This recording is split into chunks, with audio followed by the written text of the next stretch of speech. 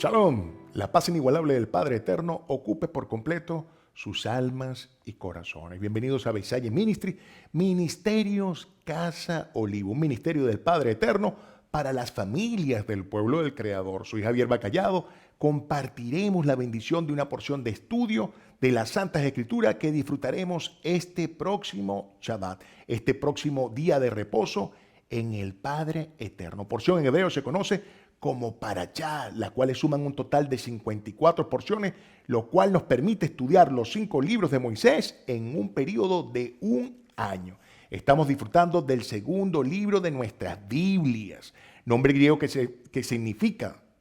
libro, para definir lo que son las Santas Escrituras.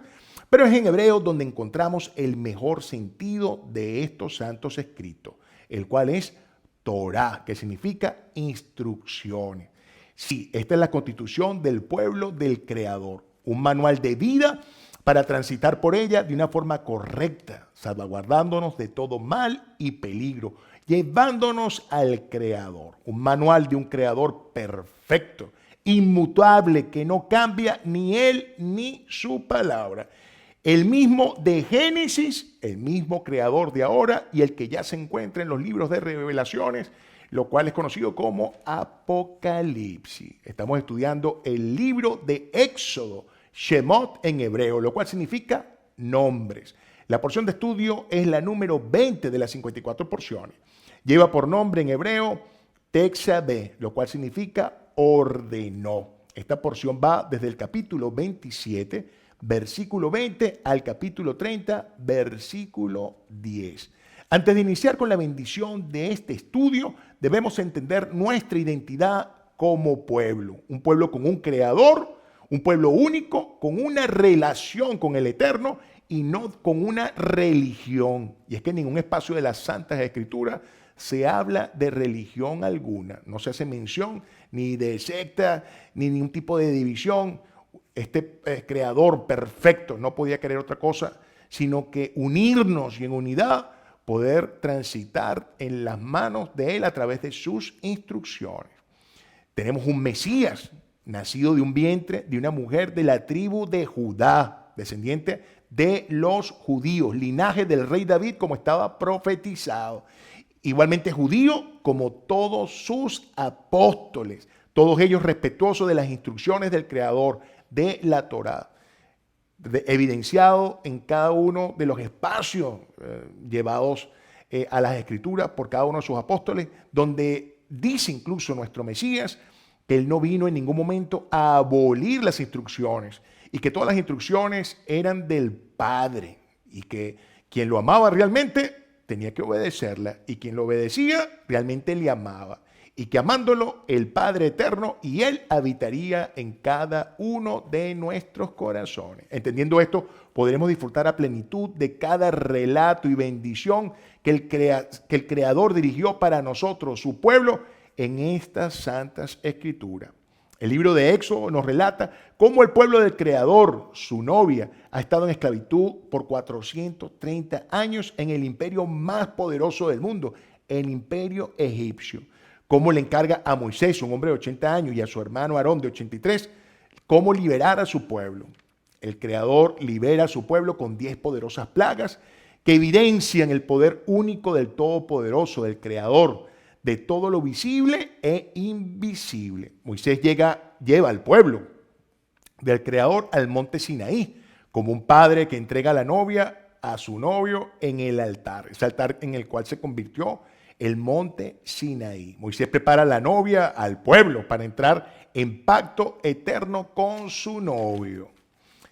La novia, ¿quién es la novia? El pueblo del Creador. Todos los descendientes de Abraham, de Isaac y de Jacob, y una multitud de toda clase de personas que habían salido de Egipto junto con ellos, que reconocieron a ese solo Creador bajo una misma ley, como lo indica el capítulo 12, versículo 38, y el capítulo 13, versículo 49, de este maravilloso libro de Éxodo. Vemos cómo Moisés, encargado por el Creador y asignado por su pueblo, se convirtió en el ministro de ceremonia que iba a dar formalidad a ese contrato matrimonial, como en hebreo se dice, ketubá. Los testigos presentes Eh, una cantidad de 600.000 hombres como mínimo, que yo lo referencia en capítulo 12, versículo 37, que eran hombres aptos para la contienda, más las mujeres, los niños, los ancianos y los extranjeros, lo cual hacía como entre 2 y 3 millones de personas presentes para contraer matrimonio y servir de testigos hasta este maravilloso momento que el Creador estaba propiciando para constituir lo que va a ser su pueblo, un pueblo que le reconocía como un único creador y se regían bajo estas instrucciones. El Creador comunica a su pueblo en los labios de Moisés que si obedecen sus instrucciones y guardan su pacto, serán su pueblo atesorado, recordándoles que suya es toda la creación, que de esta manera serían su pueblo santo, un pueblo apartado para él, para gozar de sus bendiciones y vivir bajo su protección. Eso lo vemos en el capítulo 19, versículo 3 del libro de Éxodo. El Creador le indica que su gracia y bendiciones, bienestar absoluto por amarle en obediencia, será por todas sus generaciones. Eso lo vemos reseñado en el capítulo 20, versículo 6. El pueblo respondió como responde una novia delante del Sinaí, delante de Moisés y todos estos testigos, que todo lo que había hablado el Creador, así lo harían, como quedó registrado en el capítulo 19, versículo 8 de Éxodo. El Creador habla entonces a su pueblo por medio de Moisés y da a conocer su palabra, sus devarim, y hace 10 enunciados, los haseres devarim, anunciando a su pueblo las condiciones del pacto de su unión, reconociéndole como el único creador, amándole en obediencia a cada una de sus instrucciones. Instrucciones que establece cómo amarle, cómo sería esa relación tan hermosa entre el Creador y su pueblo y cómo relacionarse entre ellos. Y también entrega un anillo de compromiso, ese anillo de compromiso que sellaría ese pacto tan hermoso que se estaba dando en el Sinaí, que sería el Shabbat, el santo día de reposo en él. Todo esto está expuesto en el capítulo 20 de este hermoso libro de Éxodo. Después de esos 10 enunciados, el Creador da detalles absolutos a sus ordenanzas, a su mispatín, en los capítulos 21 al 24. El Creador es enfático en comunicar a su pueblo que si obedecen sus instrucciones, vivirán en sus bendiciones, protegidos por siempre de todo mal y peligro. Eso quedó plasmado en el capítulo 23, versículo 22 de este precioso libro. Invita por medio de Moisés a su pueblo a hacer terumá, ofrendas de disposición de corazón, y da referencia de cómo serían cada una de ellas. La intención del terumá es ofrendar desde el corazón todos esos elementos que iban a ser empleados para poder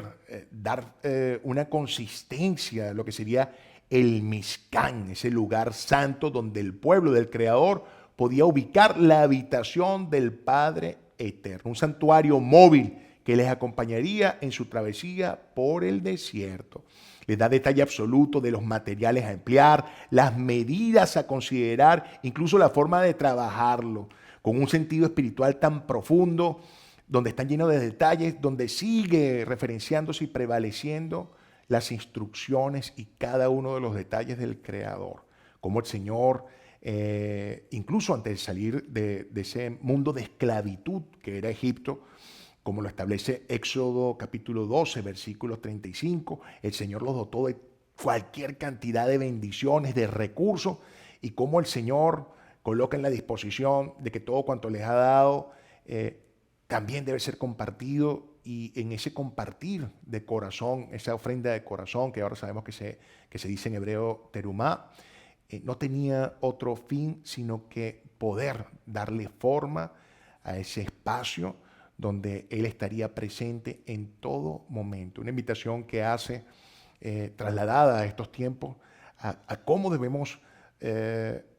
formar ese templo hermosísimo para que habite el Ruach HaKodesh, el Espíritu de Santidad, en nosotros, siguiendo cada una de las instrucciones del Señor, ofrendando todo lo mejor de nuestro ser, todo aquello que el Señor nos ha ido dotando en el tránsito por esta vida, y colocarlo a disposición del Señor, al cual no le hace falta absolutamente nada. Esto es una excusa para nosotros acercarnos a Él, para nosotros darle consistencia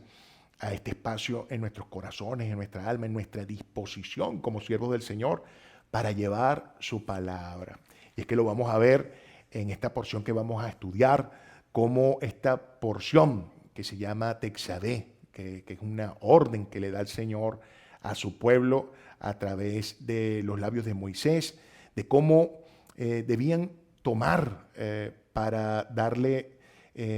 combustible a la menorá, este hermoso candelabro de 7 brazos, el cual tiene unos detalles hermosísimos, porque el Señor nos deja ver cómo este elemento, que es un elemento bien importante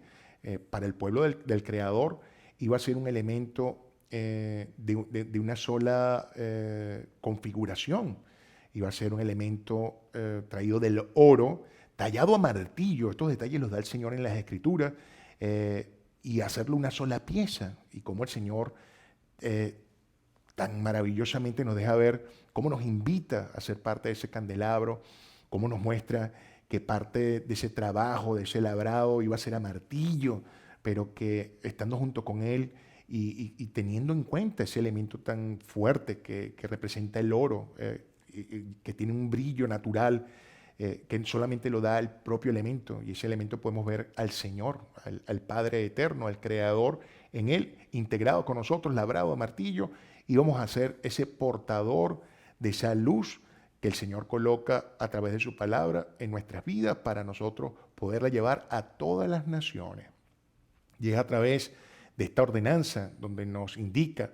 que ese aceite de oliva iba a ser extraído de una forma pura, a través de un prensado, ¿no? Con el objeto de dar una luz permanente, así mismo lo refiere acá, y iba incluso a detallar la colocación de la menorá, que dice que iba a estar frente a la tienda de reunión, ese sitio especial donde se reunía permanentemente Moisés para conversar con el Creador, y cómo vemos en este ejemplo del aceite puro, cómo estamos nosotros ahí también presentes, igual que en la menorá. Y es que vemos cómo el Señor nos da en este ejemplo de esa pureza que Él está esperando de nosotros, cómo nos lleva a esa representación de vernos como parte de ese olivo a través de esos frutos especiales, y cómo de esa gran cantidad de frutos llevados a una prensa, ¿no? A esas situaciones que se nos pueden presentar como una evaluación para hacernos robustos, para poder contener la plenitud del Ruach HaKodesh, del Espíritu de Santidad, cómo nos lleva a esa prensa y a obtener esa gota refinada, pura, de mucho fruto, esas 2 goticas, pero con un propósito hermosísimo, porque está extrayendo a través de todo esto lo mejor de nosotros, para hacer ese aceite puro que nos orienta el Señor a hacer, y de este aceite puro poder encender esa menorá de la cual también formamos parte, integrándonos al Señor en cada una de sus instrucciones, y poder tener esa luz permanente que el Señor demanda de nosotros. Ese ejemplo hermosísimo que nos da a través del olivo, el cual vamos a ver incluso a través de las Santas Escrituras, cómo el Señor nos invita a formar parte del olivo natural, entendiendo que nosotros éramos parte de un olivo silvestre, un olivo en una tierra que no era la más idónea para dar los frutos, y vemos al olivo silvestre como ese arbusto que da frutos de olivo, pero no son los frutos esos robustos, grandes, y el árbol incluso se nota en unas condiciones especiales, no es el mismo árbol de olivo natural que está plantado en la tierra idónea para eso, y cómo el Señor nos invita a integrarnos a ese olivo para hacer una sola pieza junto con el Señor, integrarnos con Él y dar los frutos que el Señor está esperando en nosotros como un solo pueblo. Esta porción también nos hace mención en un espacio hermosísimo de las vestimentas de los servidores del Creador, con la cual va a vestir a Aarón, hermano de Moisés, y a sus hijos para servir al Padre Eterno, dando unos detalles preciosísimos de cómo iba a ser confeccionada cada una de esas piezas, los materiales, los colores, con un sentido también igualmente espiritual hermosísimo. Y vemos cómo el Señor, en cada uno de los componentes de estas preciosas vestiduras, cubre por completo al servidor del Padre Eterno, cómo lo dota de un pectoral, el cual era reconocido como el pectoral de juicio, de un efod, de un manto, una túnica, un turbante, una faja, un diadema, un cinturón, completamente cubierto, así como el Señor nos cubre con sus bendiciones, nos cubre con su protección en cada una de sus instrucciones. Vamos a encontrar infinitas referencias del amor permanente, sólido, de cómo el Señor ilustra cómo quería proteger tanto la mente como el corazón, el alma de cada uno de sus siervos. Vemos también cómo en cada uno de los materiales predominantes en la confección de cada una de estas prendas vemos unas reseñas hermosísimas del Señor, como es el caso del lino, que habla realmente del lino fino, que entendemos que el lino era extraído de un tallo de una planta, el cual en su condición natural, cuando se extraía y era trabajado para hacer de ello una tela, la primera condición de este material era una condición fuerte, robusta, áspera, pero como el Señor a través de un proceso arduo hace de esta prenda algo delicable, algo delicado, incluso resistente, pero delicado, donde incluso su color amarillento, que es el color original, llegaba a ser un color blanquecino. Vemos cómo el Señor también utiliza en estas prendas el oro, y sabemos lo que se representa el oro, este material consistente, fuerte, de un especial brillo, que nos hace de alguna manera vínculo al Señor, y cómo ese pectoral de juicio iba a estar cubierto de 12 piedras preciosas, las cuales representaban a cada uno de los componentes del pueblo del Eterno. Piedras, cada una de ellas diferentes, todas partes de un mismo pueblo, de un mismo componente, de un mismo pectoral, todas bajo el mismo juicio, bajo las mismas instrucciones del Señor, resguardando nuestra alma y nuestros corazones, ese pectoral que llamamos el pecho. Y esto tiene ese sentido tan hermoso que, bueno, pudiéramos estar extendidos y durar un tiempo maravilloso hablando de todas estas impresiones que el Señor nos deja con cada uno de los detalles de estas preciosas prendas. Pero no, lo que más llama la atención en forma particular a mi persona es los colores que el Señor destinó para cada una de estas prendas. Colores que, igual que cada una de sus instrucciones y cómo ser confeccionadas, dejan una reseña hermosísima de la relación con el Eterno. Y es que cuando nos habla principalmente de 4 colores, vemos cómo nos referencia el color que fue definido como un color blanco, que lo refiere como shesh, que realmente no está hablando de un color, sino de dónde se está obteniendo ese color, que es lo que llama la atención de una forma impresionante los detalles del Eterno. Y es que shesh es un blanqueado, pero está hablando es del lino blanco, de un lino fino que ha sido procesado arduamente para obtener esa calidad que hace agradable esa tela, a pesar de que ha sido tomada de una condición natural rígida y amarillenta, como estábamos comentando hace un rato, y cómo a través de ese proceso arduo, que es el proceso que el Señor quiere llevar a nuestros corazones, a nuestras vidas, nos va a llevar a ese proceso un detalle de pureza, de llevarnos a blanco, y a donde debemos tratar con humildad esta apreciación de lo que el Señor quiere reseñar cuando hace referencia a esta prenda que fue traducida como blanco y vemos que es shesh. Esa humildad que debemos tener como siervos del Señor, como el Señor busca cubrirnos con esta prenda en nuestra intimidad, cubrir todos nuestros sentidos, todos nuestros aspectos, para guardar siempre con responsabilidad, con humildad, lo que es la palabra del Señor. Vemos también un color que ha sido traducido como azul. Y qué hermoso cuando nos vamos directamente a las escrituras hebreas, que fue la forma en que el Señor la entregó a su pueblo. Y vemos que ese azul, el color original que está en las escrituras, en su formato original en hebreo, es tejelet.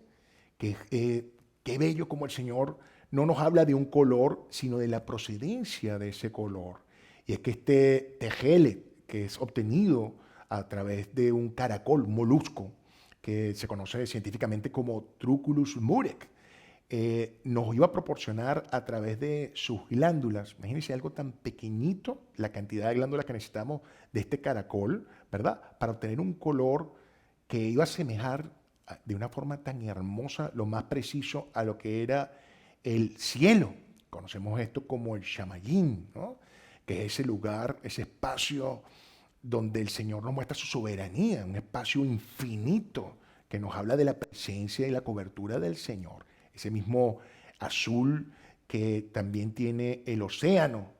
pero que no se encuentra en una paleta de colores. Es algo indescriptible lo que se da como referencia que se obtenía a través de este caracol, que era ese color tejele, porque era lo más parecido al color del cielo, de su inmensidad, de ese brillo tan especial. Qué hermoso como el Señor, de un animalito tan pequeño y de una parte tan minúscula como es la glándula de este caracol, obtiene el color del Shamayim, del cielo,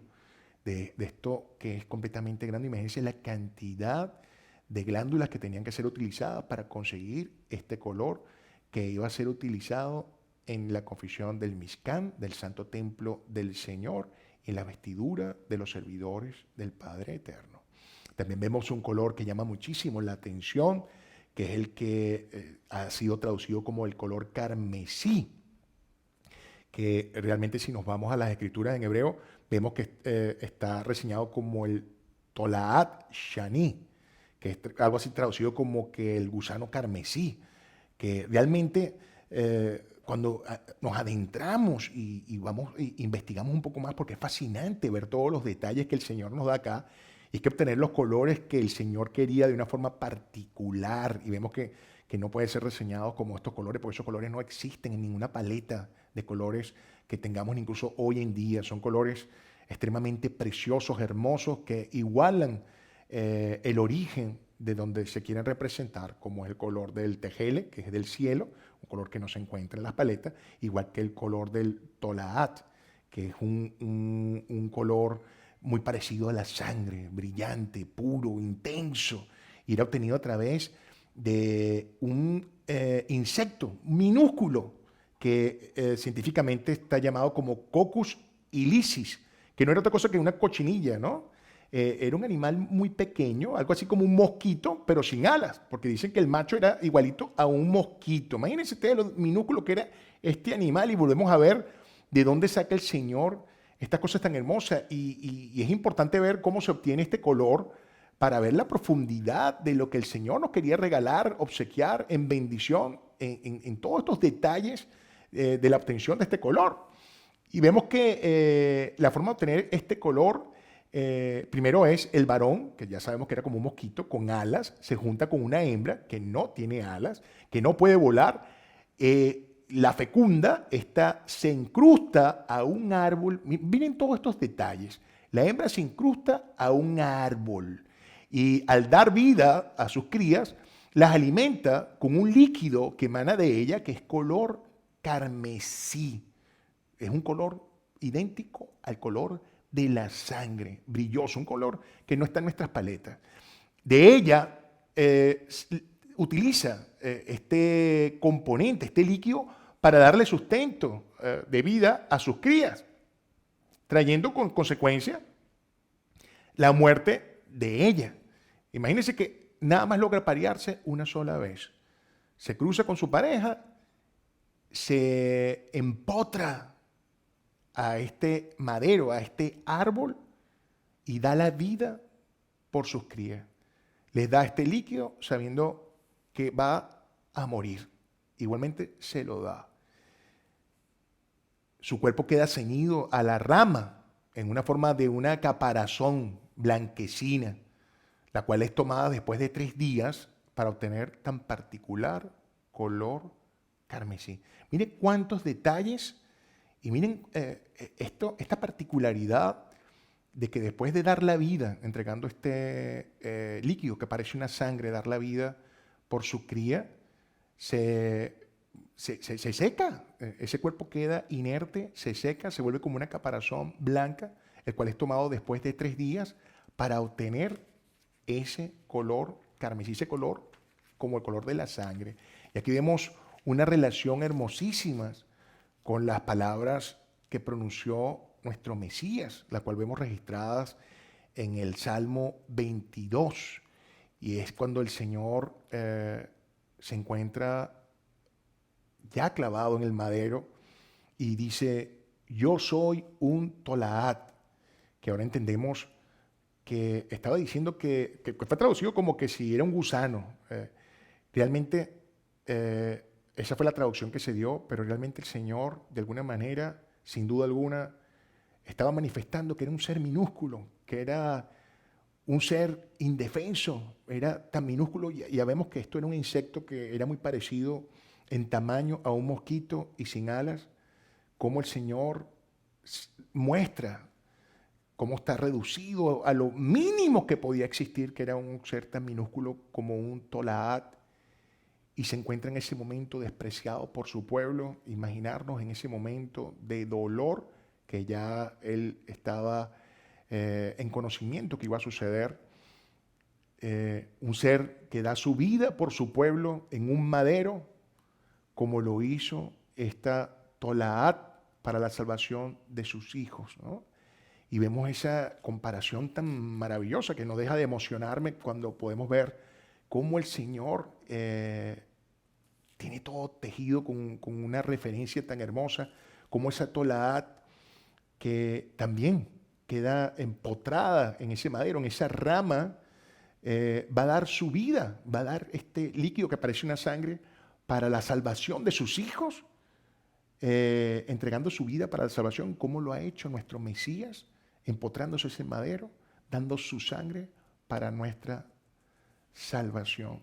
Cuántos detalles hermosos, y quise compartir con ustedes esto porque igual que los elementos y cada una de las medidas y todo esto tenía una significación tan hermosísima que, como digo, pudiéramos estar un tiempo extenso, maravilloso y hermoso. Me pareció tan hermoso estos detalles, y aún más hermoso cuando nos habla de este cuarto color que está definido como el color púrpura en las traducciones, que cuando nos vamos al hebreo es el mismo caso. No habla de un color realmente, sino habla de el argamán, que es de donde se obtiene ese color. No está hablando de un color, sino de otro crustáceo, de otro caracol, que con su minúscula glándula también va a dar un color que es considerado el color de la realeza. Y vemos aquí algo tan hermoso, tan maravilloso que el Señor nos obsequia, que ese color púrpura no es otra cosa que una combinación del mismo tejele con el color carmín, que con ese color de la Tolaat Shani, que es ese color carmesí de este pequeño insecto. Cómo estos dos colores se combinan a través del argamán, de este color que el Señor proporciona a través de las glándulas minúsculas de este crustáceo, de este caracol, y cómo vemos aquí la integración nuevamente de la presencia suprema del Padre Eterno, cuando combina el cielo, el color del cielo, del tejele, de la inmensidad del cielo, ¿verdad? Integrada a la sangre de la redención, a ese color Tolaat Shani, cómo se integran ambos colores para producir el color que portaría la realeza, la presencia del Todopoderoso a través de su humanidad, del Mashiach, del Mesías, cuando fue llevado al madero y fue vestido con estas prendas de este color. Y cómo vemos cómo la inmensidad del Creador se hace presente en un ser tan minúsculo, indefenso, donde entrega su sangre y su vida, siendo un ser supremo, para la redención de la humanidad, de su pueblo.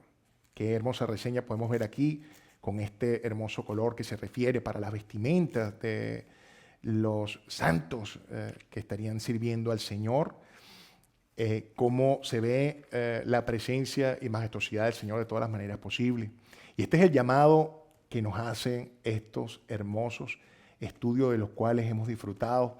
de las palabras del Creador, y es cómo edificar templos sólidos del Ruach HaKodesh, del Espíritu de Santidad, con las medidas de sus instrucciones, de la manera que Él nos indica y no de la manera que nosotros queremos hacerlo. Cómo debemos ser luz de su palabra a través de esa menorá tallada, martillo fuerte, pero en una sola pieza, en un solo ejad, en una unidad con el Señor, cómo debemos ser ese aceite de oliva para mantener la llama encendida en los corazones del pueblo del Señor, cómo debemos prevalecer, cómo ese aceite debe prevalecer de la humanidad, del mundo, con todas sus pruebas y situaciones para ser siempre ese portador de la palabra del Señor y siempre sobremontarnos a todas las pruebas del Señor, recordando a través de cada uno de los detalles de las vestiduras que nos da el Eterno para sus servidores, de cómo el Señor siempre nos está protegiendo los pensamientos, cómo el Señor nos protegía con ese turbante, cómo protegía nuestro corazón y alma con ese pectoral de juicio, cómo nos recuerda que somos parte de un solo pueblo, por más diferencia que exista, somos parte de esas piedras preciosas. Cada piedra preciosa tiene su esplendor de la manera que el Señor ha querido que nosotros brillemos. Todos somos parte de un mismo pectoral que debemos cuidar nuestro corazón y nuestra alma, ese templo donde habita el Ruach HaKodesh, que somos parte de su pueblo. Un llamado hermosísimo que nos hace el Señor para guardarnos en santidad. Y es que ahora sabemos que santidad no es ser perfecto, sino es tener esa intención y esa voluntad de servir con el corazón, con todo nuestro entusiasmo y poder llevar la palabra del Señor de una forma responsable, sólida, a todos los corazones que estén a nuestro alrededor con responsabilidad. Que la paz inigualable del Padre Eterno ocupe por completo sus almas y corazones. Shalom.